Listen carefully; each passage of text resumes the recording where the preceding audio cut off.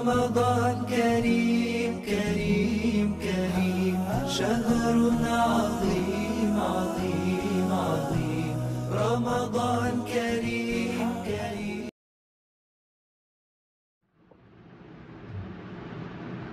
الحمد لله رب العالمين والصلاة والسلام على سيد الأنبياء وأشرف المرسلين وعلى آله وصحبه أجمعين ومن تبعهم بإحسان في كل زمان ومكان إلى يوم الدين. أما بعد فأعوذ بالله من الشيطان الرجيم. بسم الله الرحمن الرحيم. قل هو الله أحد الله الصمد لم يلد ولم يولد ولم يكن له كفوا أحد. صدق اللہ مولانا العظیم. محترم حضرات، آپ حضرات کے سامنے سورہ اخلاص کی تفسیر 2-3 دنوں سے بیان کی جا رہی ہے،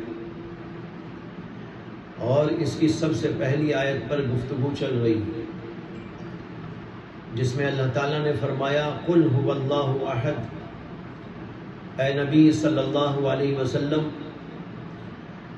سوال کرنے والوں کے جواب میں کہہ دیجئے، جو اللہ کے بارے میں سوال کر رہے ہیں، کہ وہ اللہ ایک ہے. اس کے اوپر گفتگو ہو رہی تھی، اور کل میں نے توحید ربوبیت اور توحید الوہیت پر گفتگو کی تھی، جو بہت ہی اہم ترین مسئلہ ہے، اور قرآن کے اندر تفصیل کے ساتھ اس کو سمجھایا گیا ہے. اور آج مجھے گفتگو کرنی ہے اللہ تعالیٰ کی صفات کے بارے میں. میں نے بتایا تھا کہ اللہ تعالیٰ کی توحید کا مطلب ہے کہ اللہ تعالیٰ کو اس کی ذات کے اعتبار سے بھی واحد اور تنہا اور یکتا مانا جائے، اور صفات کے اعتبار سے بھی اللہ تعالیٰ کو یکتا اور بے نظیر مانا جائے. اللہ تعالیٰ کی بہت ساری صفات ہیں، اور قرآن اور حدیث کے اندر ان صفات کو بیان کیا گیا ہے.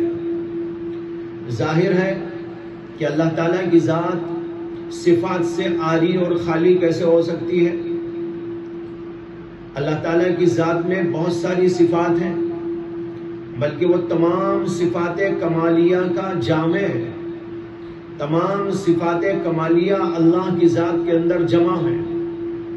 اس لیے یہ ماننا ہے کہ اللہ تبارک و تعالی بہت ساری صفات سے موصوف ہیں، اور وہ ساری صفات کمالیہ ہیں، اور اللہ تعالیٰ کے کمالات پر دلالت کرتی ہے. جیسے اللہ رحمان ہے، اللہ تعالیٰ رحیم ہے، اللہ تعالیٰ رزاق ہے، اللہ تعالیٰ خالق ہے، اللہ تعالیٰ مالک ہے، اللہ حی ہے، اللہ قادر ہے، اللہ جبار ہے، اللہ قہار ہے. یہ اللہ تعالیٰ کی صفات کا بیان ہے، اور بے شمار صفات ہیں اللہ تعالیٰ کی. ان صفات کے اوپر یقین رکھنا اسی طرح ضروری ہے جیسے اللہ پر یقین رکھنا ضروری ہے. اللہ پر ایمان اور اللہ کی توحید پر ایمان میں اللہ تعالیٰ کی ذات کو ماننا جہاں پر ضروری اور لازم، وہیں پر اللہ کی صفات کو بھی ماننا ضروری اور لازم ہے. میں صفات کی ان بحثوں میں اس وقت جانا نہیں چاہتا جو متکلمین حضرات نے اپنی کتابوں کے اندر بہت تفصیل اور وضاحت کے ساتھ میں لکھی ہے، بلکہ ایک اجمالی نقشہ آپ کے سامنے پیش کر رہا ہوں کہ اللہ تعالیٰ کی بے شمار صفات ہیں. وہ صفات ذاتیہ ہوں یا صفات فعلیہ ہوں، وہ ساری کے ساری صفات کو ماننا لازم ہے اور ضروری ہے.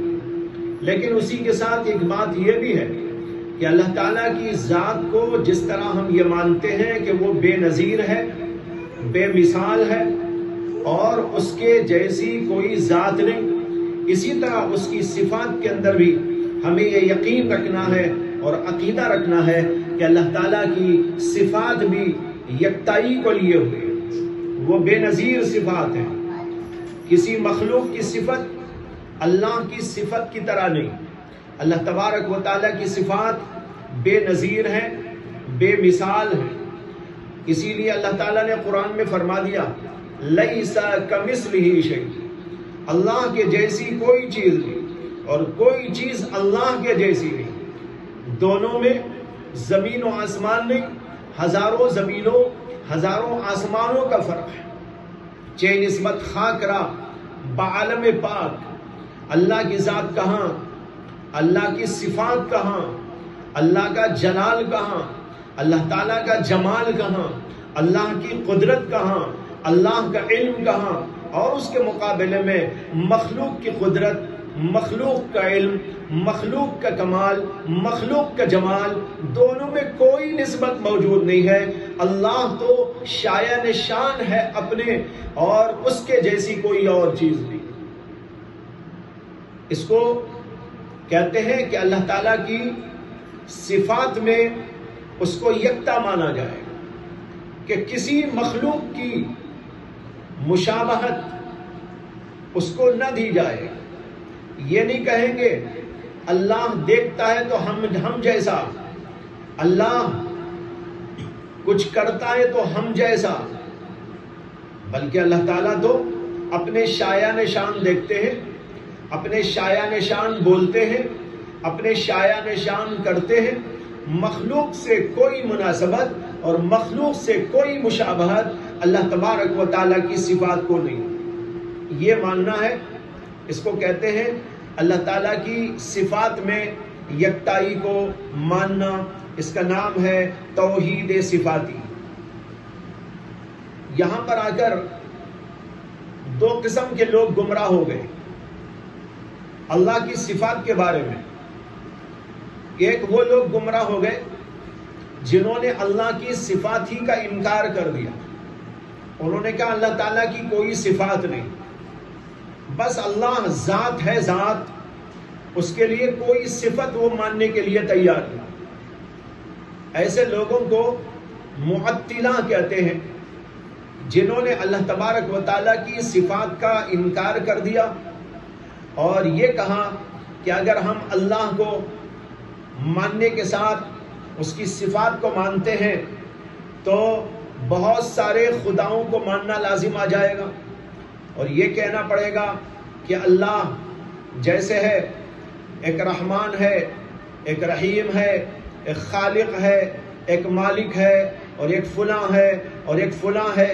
اس سے تعدد الہ لازم آتا ہے. اس لیے انہوں نے اللہ کی صفات کا انکار کر دیا.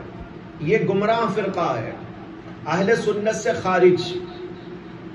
ایک اور فرقہ، اس نے اللہ کی صفات کو مانا، لیکن جب اس نے دیکھا کہ اللہ تعالیٰ کی صفات کا بیان قرآن و حدیث کے اندر ہے اور مانے بغیر چارے کار نہیں، قرآن میں جو چیز آ گئی اس کا انکار کیسے کر سکے، جو حدیث کے اندر بات وارد ہو گئی اس کا انکار کیوں کر ہو سکے، تو انہوں نے مانا، اور ایسا مانا جیسے کہ مخلوق کی صفات ہوتی ہے.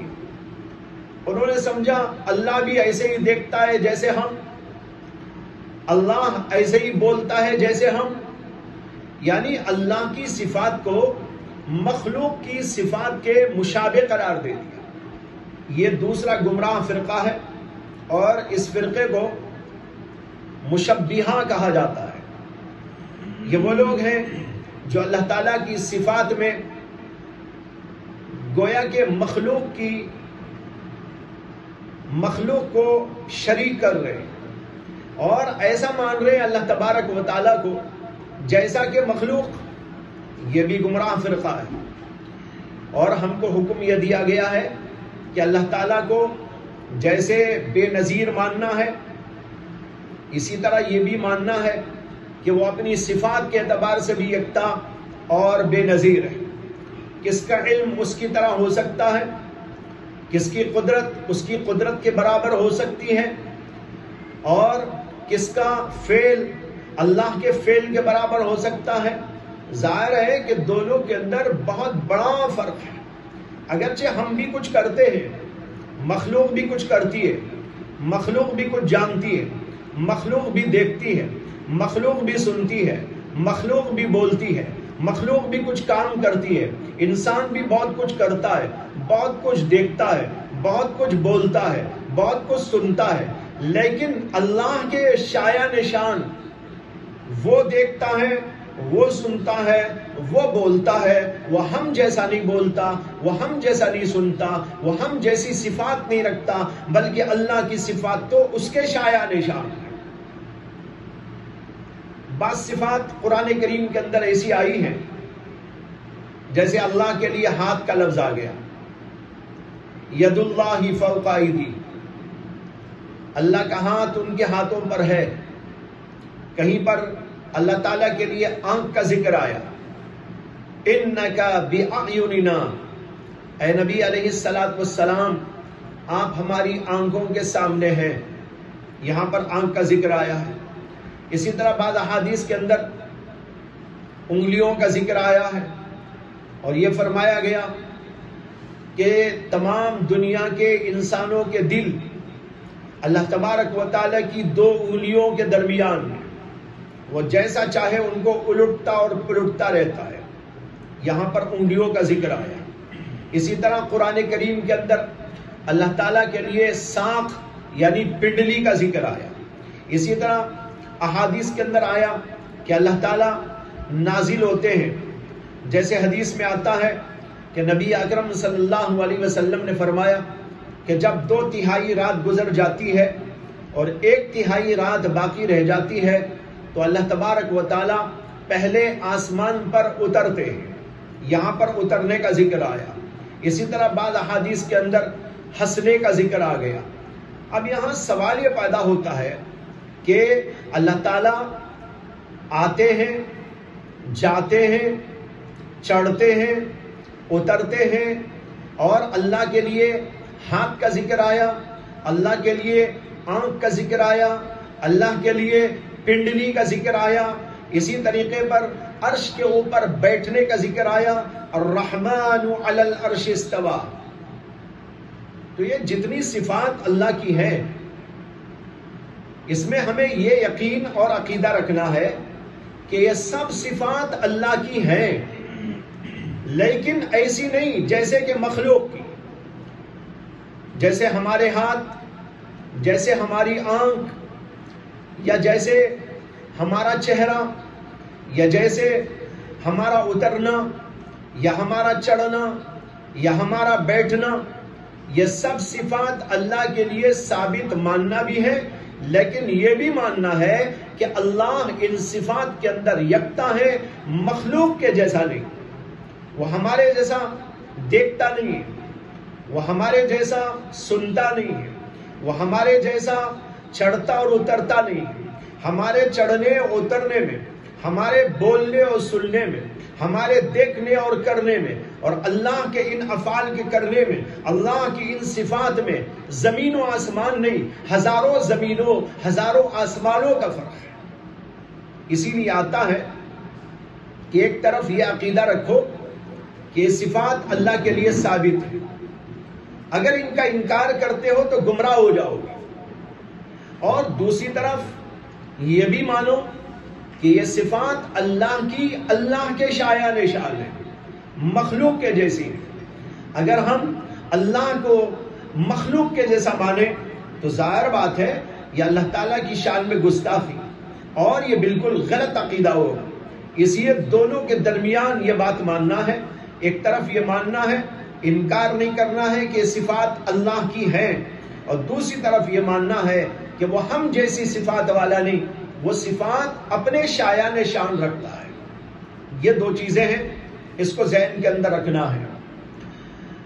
اگر انکار کریں گے گمراہی کے دلدل میں پھنس جائے، اور اگر مانیں گے لیکن مخلوق کی طرح اور انسانوں کی طرح اللہ کی صفات مانیں گے، یہاں پر بھی گمراہی ہو جائے گی۔ یہ ہے اسلام کا عقیدہ، اہل سنت والجماعت کا عقیدہ۔ امام مالک کے بارے میں یہ واقعہ آتا ہے کہ ایک آدمی ان کی خدمت میں آیا اور آ کر اس نے پوچھا کہ قرآن کریم میں اللہ نے فرمایا الرحمن علی العرش استوى، اللہ تبارک و تعالی عرش پر بیٹھے ہیں، تو کیا اس کا مطلب کیا ہے؟ اللہ کے بیٹھنے کا کیا معنی؟ کیا ہم جیسے بیٹھتے ہیں اللہ ایسا بیٹھتا ہے؟ جیسے انسان کرسی پہ بیٹھتا ہے، کیا اللہ عرش کے اوپر ایسا بیٹھا ہے؟ امام مالک رحمت اللہ علیہ نے اس کے جواب کے اندر ارشاد فرمایا الاستواء معلوم وکیفیتہ مجہول والایمان بہ واجب والسؤال عنہ بدعہ۔ انہوں نے کہا جہاں تک مسئلہ ہے استواء علی العرش کا، یہ مسئلہ تو معلوم ہے، قرآن کے اندر آیا ہے اور اس کا معنی ہم جو جانتے ہیں وہ جانتے ہیں، لیکن جب یہ اللہ کے لیے استعمال کیا جاتا ہے تو اس کی کیفیت کیا، اللہ تعالیٰ کیسے بیٹھتے ہیں یہ ہم نہیں جانتے، وہ کیفیتہ مجہول، اس لیے یہ کیفیت کہ اللہ کیسے بیٹھتے ہیں یہ بات ہم نہیں جانتے۔ اور پھر انہوں نے کہا والایمان بہ واجب، اور اس عقیدے پر ایمان رکھنا واجب ہے، یہ ماننا پڑے گا، اسے کہ قرآن میں آیا اور حدیث میں آ گیا، جب آ گیا نصوص میں یہ ماننا لازم اور ضروری ہے کہ اللہ تبارک و تعالی عرش کے اوپر مستوی ہے، لیکن کیسے بیٹھے ہیں یہ مجہول ہے، ہم نہیں جانتے ہیں اور اس کو اللہ کے حوالے کرتے ہیں۔ اور پھر انہوں نے کہا والسؤال عنہ بدعہ، اور اس کی تحقیق میں لگنا اور اس کی کھوج میں پڑنا یہ بدعت ہے اور گمراہی کا دروازہ کھولنے والا ہے۔ یہی تمام اللہ کی صفات کے بارے میں عقیدہ ہے کہ اللہ کو مانو، اللہ کی صفات کو مانو، اور قرآن و حدیث میں جو بھی صفات آئی وہ تمام کی تمام صفات کو مانو، لیکن اس کا مفہوم اور اس کی صحیح کیفیت یہ ہم نہیں جانتے، اسے اللہ کے حوالے کرو اور اتنا سمجھ لو کہ اللہ تبارک و تعالیٰ کی یہ صفات مخلوق کے مشابہ نہیں ہے، وہ ہم جیسا نہیں ہے، وہ ہم جیسا جو ہے ہم جیسی صفات نہیں رکھتا ہے، وہ صفات اپنے شایان شان رکھتا ہے۔ یہ ہے اہل سنت والجماعت کا عقیدہ، اس کو کہتے ہیں توحید صفاتی، اور اس کے اندر بھی بہت سارے لوگ گمراہ ہوئے، جیسے کہ میں کہہ چکا ہوں، ایک وہ گمراہ ہوا فرقہ جس کو معطلہ کہتے ہیں، اور ایک وہ فرقہ گمراہ ہوا جس کو مشبہہ کہتے ہیں، اور اہل سنت والجماعت کا عقیدہ ان دونوں کے درمیان میں ہے۔ اللہ کی صفات کو ماننا بھی ہے اور اس کے ساتھ یہ بھی ماننا ہے کہ اللہ اپنی صفات میں یکتا اور بے نظیر ہے۔ وآخر دعوانا ان الحمدللہ رب